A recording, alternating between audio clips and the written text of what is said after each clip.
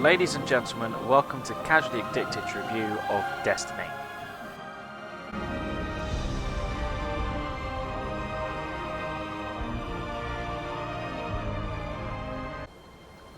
Throughout its development, Destiny has accrued somewhat of an identity crisis, and in some regards describing what it actually is has become part of its problem. Even now, when millions have their hands on the game, it's not easy to place where it exactly fits. Explaining where it fits in the reams of genres the games industry now surrounds itself with is a fruitless task. Comparing it to similar games also doesn't quite work. Using Borderlands or Diablo as an example of how Destiny works only gives you a jigsaw piece rather than the full solution. There you are. So what is Destiny then? To start with, Bungie naturally relies on its first-person shooter past, but it's the always online nature of Destiny that makes it a different beast from anything the studio has done before. Its world is always connected, and your journey will be littered by other players battling on the same landscapes as you, sometimes helping, other times wandering in a different direction, but all fighting against the same common enemies. But despite belief to the contrary, Destiny isn't an MMO, falling some way short of fitting into that category. Which begs the question if it's something entirely new.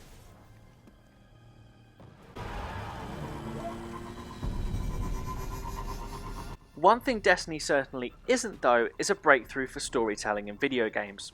In spite of the beautiful looking areas on each planet and enemies that are just begging to be fleshed out, you'll more often than not be left scratching your head as to what's actually going on. Throughout Destiny's plot, you'll usually be left following the orders of your companion Ghost, voiced by Game of Thrones star Peter Dinklage. I'm a ghost. Actually, now I'm your ghost. And you, well, you've been dead a long time. Ghost is certainly no Cortana or Guilty Spark, and doesn't fulfill the role of enhancing the narrative experience for the player. In fact, it's generous to say there's a narrative at all here. Perhaps the most concerning thing is that you actually unlock the deeper lore of the game as you play in the form of Grimoire cards, but these are only available to read on the official mobile app, which is a real shame. Destiny needed to express itself a bit more to get the player truly engaged, but instead it's failed miserably at this, making the disconnect all the more alarming. But despite its tale-telling woes, you can spend your time in Destiny leveling up your Guardian by killing everything in sight, earning new weapons, armour and materials to take you from level 1 all the way to the cap at level 20, and thankfully its base game is fantastic.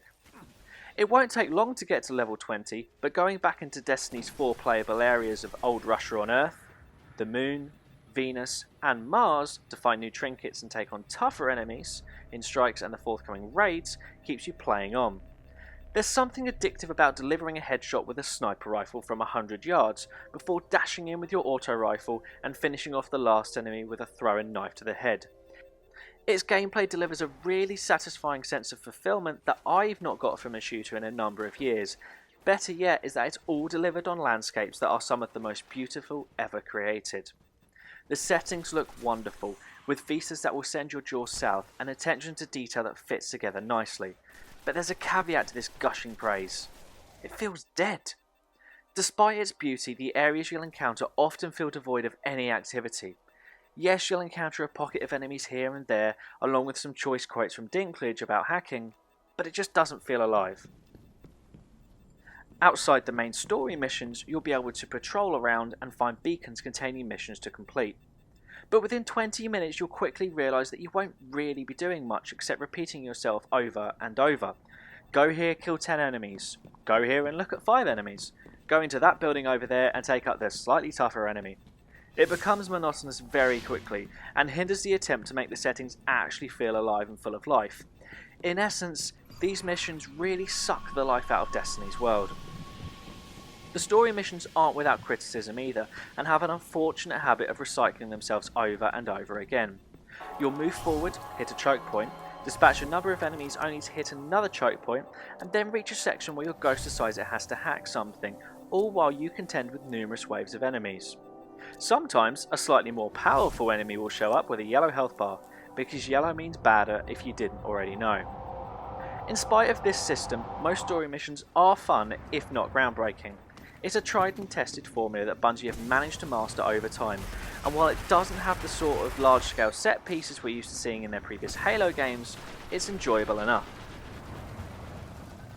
Destiny also includes a robust competitive multiplayer suite, full of the usual modes you've come to expect. Capture is a particular highlight of mine, even though it's just a standard case of zone capture, but the maps are so well crafted that taking hold of a base and defending it is no easy task. The thrill of seeing off an enemy charge, or indeed charging yourself to take control, is a satisfying moment. The player versus player environment also rewards your Guardian with items and experience that you can take into the single player component.